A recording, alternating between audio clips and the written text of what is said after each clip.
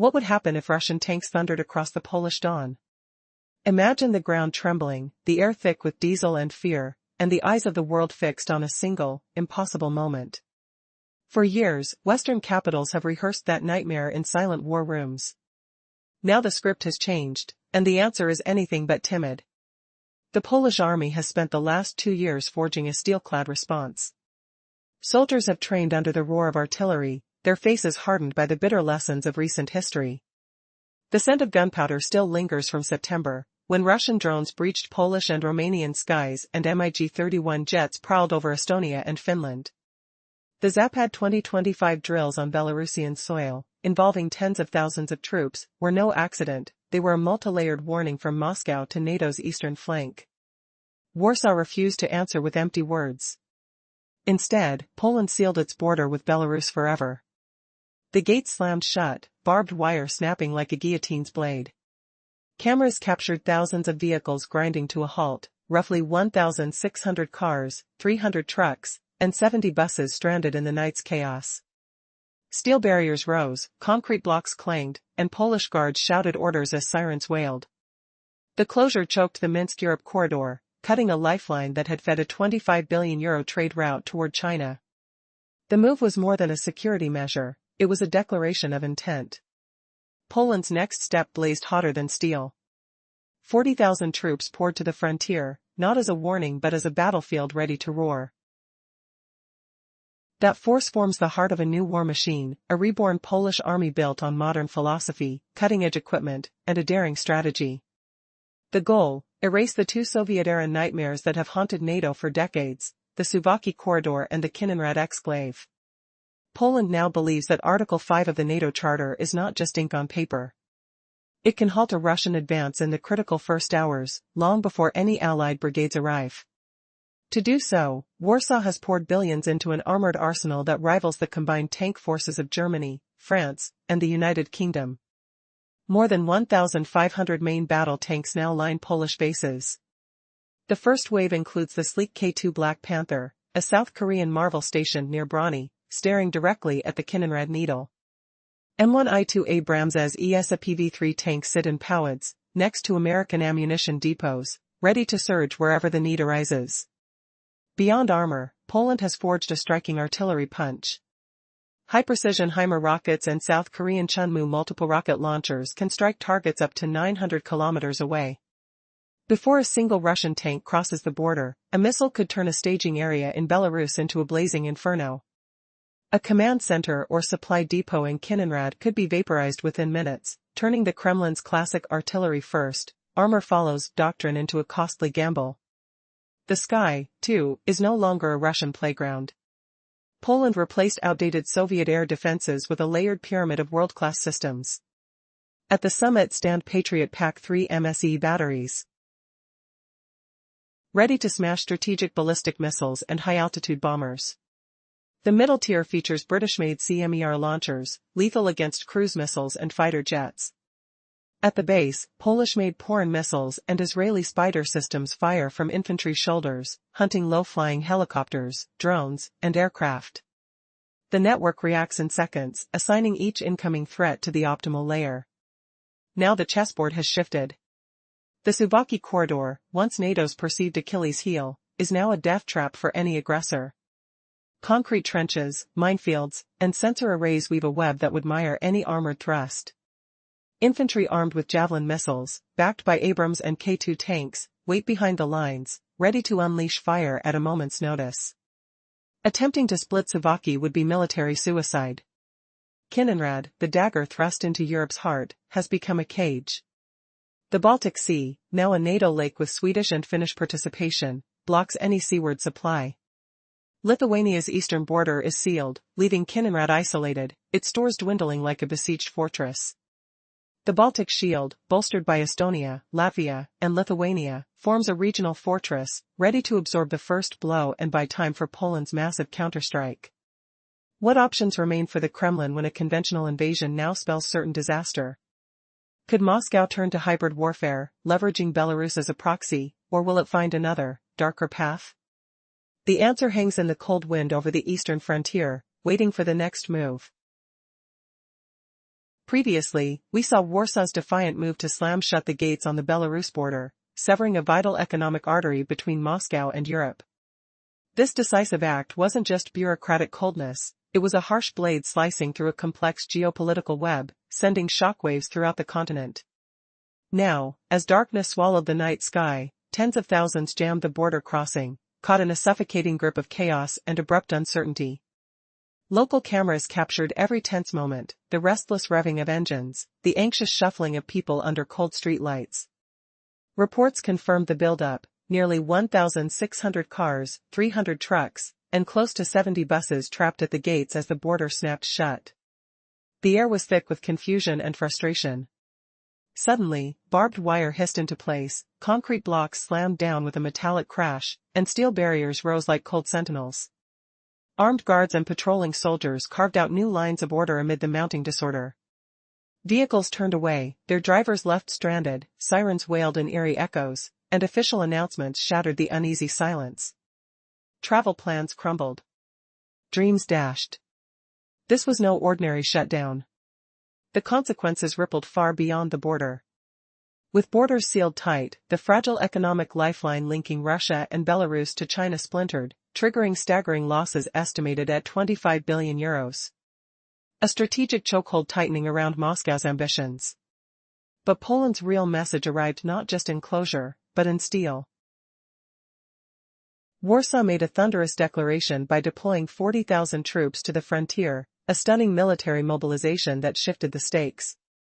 This was no mere alert, it was an ironclad preparation to face an invasion head-on. Defensive passivity was dead.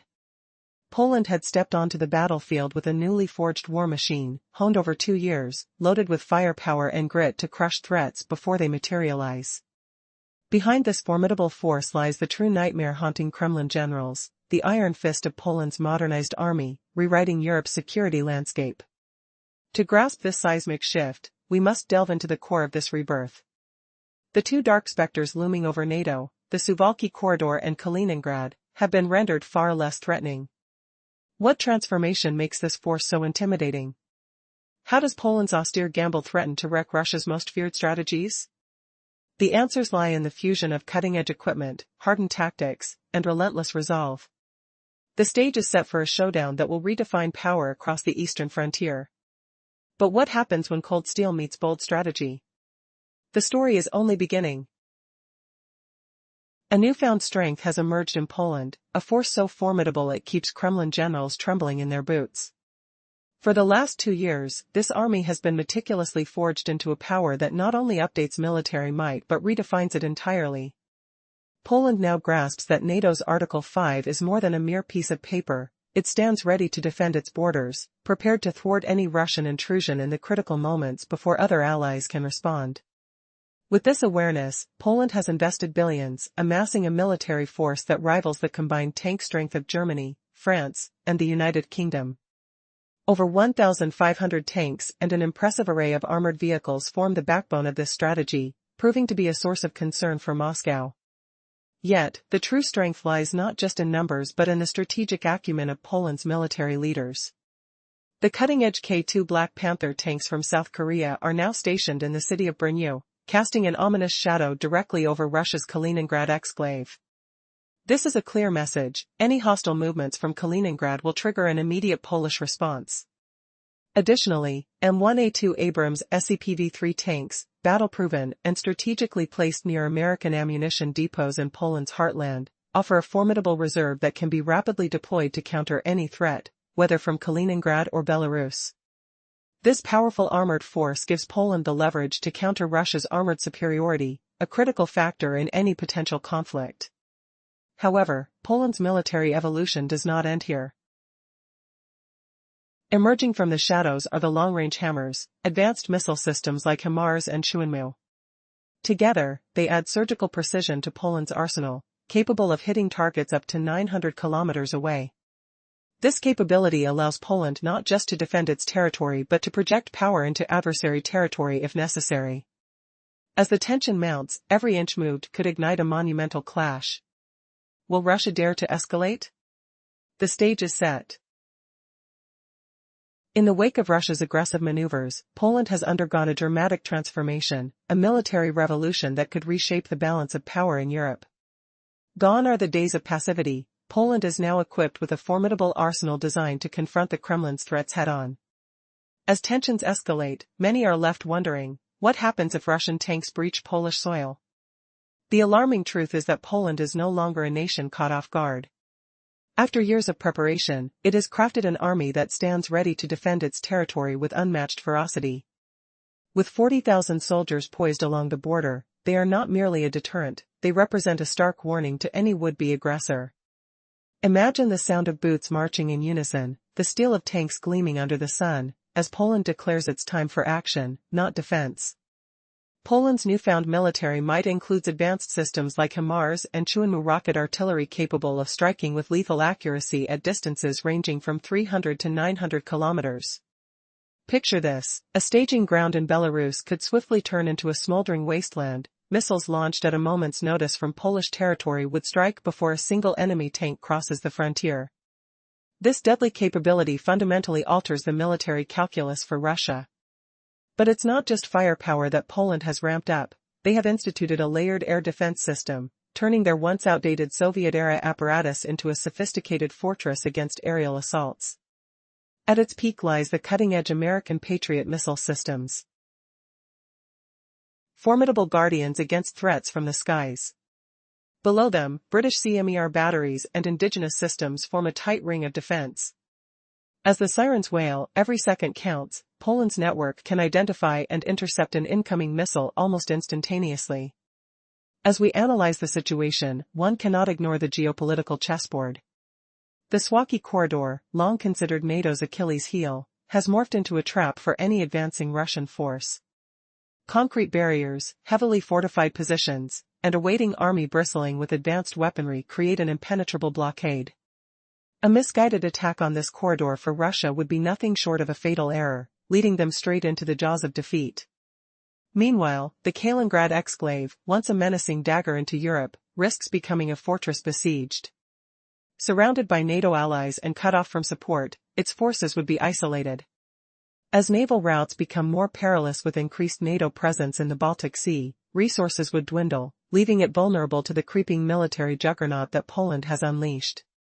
In conclusion, the strategic landscape in Eastern Europe is changing rapidly. With Poland stepping forward, a united front of NATO allies forming, the stakes are higher than ever. As we delve deeper into this saga, the question emerges, how far will Russia go to regain its lost dominance? And what desperate measures might they consider as they face an enemy ready to turn the tide? The tension is palpable, and the clock is ticking. What if the narrow strip of land that once seemed NATO's soft spot suddenly turns into a graveyard for any tank daring to cross it? Previously we saw an ultra-fast missile defense web. The second a Russian missile left Belarus, sensors chose the exact layer, the precise point, the exact moment to strike it down. Now the strategic board is being rearranged. The Suwałki corridor, that thin corridor hugging the Polish-Lithuanian border, has long been called the alliance's Achilles heel. Russia eyed it as the quickest way to choke the Baltic states. Today it is anything but a weakness, it is a death trap. Concrete trenches bite into the earth, silent as a grave. Minefields glitter beneath a frost-kissed sky, waiting for steel to bite. Sensor arrays hum, their red lights flickering like fireflies in the night. Behind the steel web, Polish infantry crouches, boots pressed into the cold mud. Javelin missiles rest on their shoulders, humming with potential. K2 Black Panther tanks lie idle, engines at a low growl, ready to roar. M1A2 Abrams SEPV-3 tanks sit in fortified bays, their steel hulls reflecting the sunrise. HIMARS rockets are stacked, their metal bodies cold to the touch, waiting for the command that will send them screaming across 300 kilometers. Any Russian column that tries to split Suwałki would be walking into a nightmare. The first tread would crunch over a hidden mine, the second would be caught in a net of laser-guided fire, the third would disappear under a barrage of rockets. The sound of exploding artillery drowns out the cries of soldiers. The smell of burnt metal hangs heavy. Kaliningrad, the Russian exclave that juts like a dagger into Europe, now feels the weight of a cage. From the south, Poland's modern army can seal it off completely. The Baltic Sea, once a route for supply ships, has become a NATO lake, patrolled by Swedish and Finnish vessels.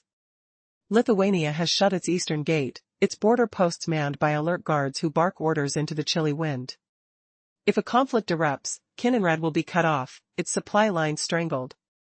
Ammunition depots will sit empty, the once busy harbor will echo with the ghost of vanished cargo ships. The exclave will resemble a besieged fortress, its walls echoing with distant artillery. Poland does not stand alone. Estonia, Latvia, and Lithuania are raising their own stone walls, laying down Baltic defense lines that echo with the clang of steel and the hiss of welding torches. NATO battle groups stationed there will take the first blow, buying precious minutes for the Polish Leviathan to strike back. In this new reality, the old equations of war are rewritten. The corridor that once invited invasion now guarantees ruin for any aggressor. The exclave that once threatened Europe is now trapped in an icy cage. The question remains, with these fortresses rising, what options does Moscow have left? Only time will tell which side hears the distant rumble of engines first, and which side feels the cold steel of defeat. Previously, we saw how Estonia, Latvia, and Lithuania have fortified their borders, transforming them into virtually impenetrable fortresses. NATO forces stationed there stand ready to absorb the initial shock of any assault, buying precious moments for Poland's formidable army to launch a powerful counterstrike. This is no longer just a country's defense plan, it's a regional shield forged in unity. But the question lingers, faced with such a vast and unyielding force, what moves remain for Russia? When a straightforward invasion is essentially suicide, Moscow finds itself trapped in a dangerous corner. Conventional warfare has been neutralized by an ironclad defense. So what does Putin have left in his playbook? The answer is unsettling. Expect a surge in hybrid warfare tactics, a shadowy blend of pressure and sabotage. Belarus could become the launchpad for waves of migrants pushed forcibly toward the Polish border, overwhelming resources and fueling chaos. Cyber attacks may target critical infrastructure, plunging cities into darkness, crippling communication. Information weapons, disinformation campaigns and propaganda will attempt to fracture Polish society's cohesion and resolve. These are not new tactics but rather the Kremlin's familiar instruments, refined and ready. Yet Poland is no longer the easy target it once might have been. Years of preparation have hardened its digital walls and societal fabric. Resilience ripples through every neighborhood and institution. Russia's attempts to divide and destabilize may find themselves met with unexpected strength. Still, there exists a darker, even more perilous option: nuclear blackmail. If Moscow finds itself cornered by its conventional losses, desperation may push Putin toward threatening or even deploying tactical nuclear arms in Belarus. The objective? To force NATO into uneasy negotiations, a brutal gamble on the world's future. But this threat is a two-edged sword, one that risks annihilating the very regime that would wield it.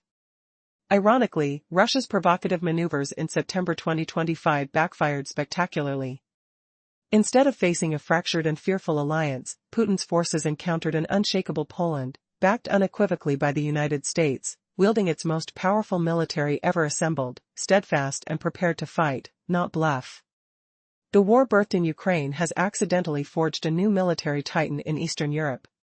This titanic force is not just a fortress but a barrier staking out Europe against further Kremlin ambitions. Still, tanks and missiles tell only a small part of this story. The true strength of a nation lies beneath the surface, in its unstoppable industrial engines, the economy fueling those factories, and above all, a society galvanized by a collective will to survive and defend itself.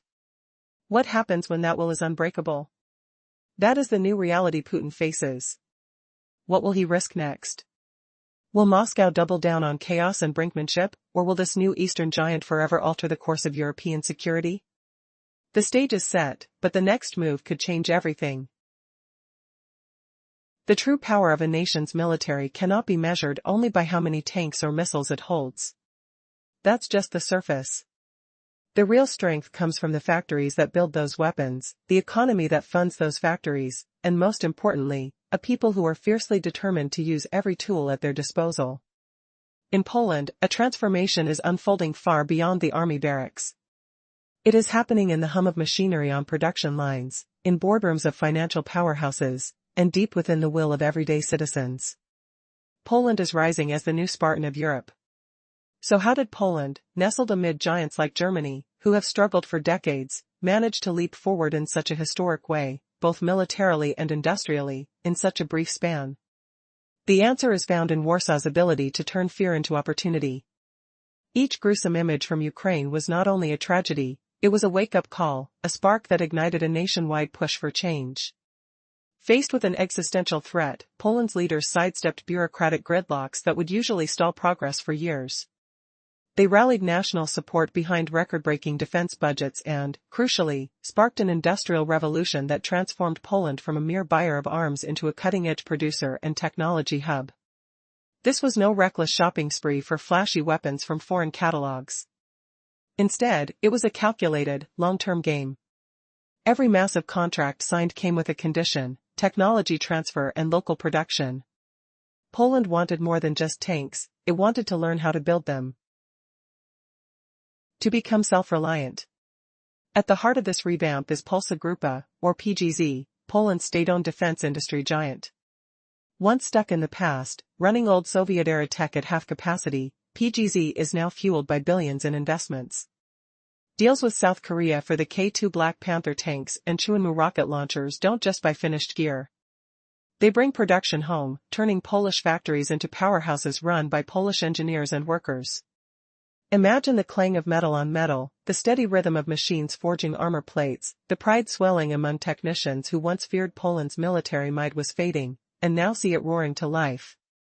This is a story of rebirth, of a nation climbing from the shadows of its own fears and doubts to stand tall, armored and defiant, ready to protect its future no matter the cost. But what if Poland's transformation is just the beginning? What if this bold industrial leap sends shockwaves far beyond Europe's borders, forcing powerhouses like Moscow to rethink their darkest plans? The stage is set, the armies being forged in steel and fire. Yet, the fiercest battles may lie not on the battlefield but within the minds of those who dare to shape the future. Could Poland's rebirth spark a chain reaction that reshapes the balance of power across the continent? And if so, how will the giants of the East respond when faced with a nation no longer afraid to fight with every weapon it can build? The war for security isn't just about the weapons, it's about the spirit behind them. And Poland's is burning brighter than ever. What if Russian tanks tried to roll across the Polish frontier tomorrow, only to meet a wall of steel and fire? We just saw Poland shedding its old fear, deploying 40,000 soldiers along the eastern line. Troops hissed in cold morning air, boots crushing frozen snow. Their eyes scanned the horizon, waiting for an impossible invasion. Could Moscow's gamble finally meet a prepared foe? In response, Warsaw slammed its Belarusian gates shut, pulling up barbed wire like a razor-filled curtain. Trucks honked, drivers cursed, while sirens wailed through night fog. 600 cars, 300 trucks, 70 buses became stranded, a sea of metal halted by concrete blocks. The move cut a €25 billion lifeline to Minsk. Did the Kremlin realize the border had become a fortress overnight? Now the frozen front bristles with modern armor. K2 Black Panther tanks roar from the city of Brony, their turrets glittering under a steel sky. M1A2 Abrams sit empowed beside American ammunition depots, ready to surge forward at a moment's notice. Each cannon thunders like a storm, promising instant retaliation. What would happen if the first Russian tank dared to cross the line? Beyond the tanks, Poland unleashed long-range thunder. HIMARS launchers snap, sending rockets that shimmer across 300 kilometers, even 900 when fitted with special warheads. Chunmu launchers crackle, their salvos painting the night with orange fire. A single strike could turn a Russian staging area into an inferno before any infantry steps out. Could such fire make an entire offensive crumble before it begins? Above the ground, a layered shield watches the skies. Patriot PAC-3 missiles rise, ready to intercept ballistic threats, while CMER batteries spit down cruise missiles and fighter jets. Infantry-carried PO-Run and Israeli-made Spider missiles hover, waiting for low-flying drones or helicopters. The system reacts in seconds, assigning the right layer to each incoming danger. Will the Russian Air Force find any opening at all? All this turns the Suwałki corridor and the Kaliningrad exclave into death traps. Concrete trenches, minefields, and sensor webs lure armored columns into mud, while javelin missiles hiss from hidden positions. Any attempt to split Suwałki would drown in mud and fire, a military suicide. Kaliningrad, once a dagger in Europe's heart, now sits isolated, its supplies choked off by Baltic waters. How long can Russia survive a siege it never imagined? Behind the front line, factories in Poznan and Gitza sprint to life, their assembly lines reshaped for the world's most advanced armored vehicles. Tens of thousands of skilled hands forge tanks, artillery, and rockets, reviving the local economy. Soon, Baltic states, Romania, the Czech Republic will order from a neighbor who truly understands their threats. Poland's voice now booms in Brussels, Washington, and beyond, demanding a tougher stance on Russia. Could this industrial surge finally give Europe the power it has long lacked? The ripple spreads, forming a new trio of strength: Warsaw, London, and Washington. Germany watches a stronger neighbor with caution, while France feels its old leadership challenged. A fresh axis reshapes NATO, pulling Europe toward a sharper, more decisive future. As the dust settles, the question remains, who will write the next chapter of this continental chess game? Before we dive in, remember the terrifying images from Bcha and Mariupol? The echoes of history ringing loud in Polish hearts. Poland's story has always been one of survival, under the shadows cast by mighty neighbors, and now, this ancient resolve is awakening like never before. Previously, we saw how Poland's massive military buildup reshaped the balance of power in Europe. But this transformation isn't just in tanks or missiles, it runs deeper. Warsaw's rise isn't only about weapons, it's about something far more powerful, a nation reborn from its own fire, ready to fight for its very soul. Imagine an entire country agreeing to spend 4% or more of its economy on defense. That's not a simple budget line. It's a sacrifice. A collective choice for survival. For the Polish people, this decision awakened memories that tether them to a painful past. Their grandparents' stories, once distant, now felt like warnings carved into their bones. The horrors unfolding in Ukraine were not just news, they were flashbacks. The smell of smoke, the pounding of artillery, all haunting reminders of old wounds, igniting a fierce determination to never be caught unprepared again. This awakening reshaped society itself. Poland began to morph into something fierce and unyielding, a modern Spartan state. Citizens embraced the higher taxes and sacrifices with a spirit forged by history. Stability and security were no longer promises, they were lifelines worth every hardship. A shared identity emerged, a shield of resilience around the nation's heart. For Vladimir Putin, this was a cruel surprise. His gamble to weaken the West by dragging it into conflict underestimated Polish stamina and unity. He expected fractured societies, easy to divide and conquer. Instead, he met a Poland welded strong by experience, purpose, and unbreakable will. The fire he lit around Ukraine only stoked the Polish phoenix, forcing it to rise fiercer, stronger, and more determined than ever. Now, Poland does more than guard its border with 1,500 tanks and next-generation rockets. It has forged a robust industry behind those weapons, a passionate population standing shoulder to shoulder, and a louder voice on the European stage. This transformation, the pulse of a nation united, may very well be the most powerful deterrent Moscow faces. Not just the machines of war, but a society unwilling to bow. What does this mean for the future of Europe? Is Poland's rebirth a turning point that will reshape the continent's destiny? And how long can the Kremlin ignore a neighbor who no longer fears the past but uses it as a shield and a sword? The chessboard is reset, and the stakes have never been higher. As the embers of conflict smolder, Poland emerges not merely as a heavily armed neighbor but as a reborn fortress on Europe's doorstep. Facing the Kremlin today is a nation that has reclaimed its identity, its mission, and its unwavering strength. This is no longer a shadowed land waiting for rescue, it is a steel-clad sentinel, resolute and prepared to stand as Europe's new shield against looming threats.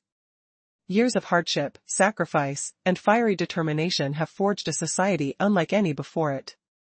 Behind the flashing armor and roaring tanks is a people whose spirit refuses to break, willing to endure economic strain, social upheaval, and uncertainty for the priceless gift of sovereignty. This transformation runs deeper than military might. It pulses in the heart of every citizen who remembers history's harsh lessons and refuses to repeat past mistakes. Poland has become a beacon of resilience, wielding more than just a massive arsenal, it carries the weight of a renewed national purpose. In the tense shadows of international power plays, Warsaw's voice grows louder and clearer, shaping the future of a Europe no longer timid in the face of intimidation. The days when Poland was pushed aside have vanished. Now, it commands respect as a formidable pillar of stability and strength. What once was a fragile neighbor fearing overwhelming forces is now an indomitable fortress ready to face any storm. On the front line against aggression stands a revitalized nation, undaunted, unyielding, and ready to defend its freedom with every fiber of its being. The question remains, when the next challenge comes, will the world witness the rise of a new European guardian forged in fire? Poland says it is ready.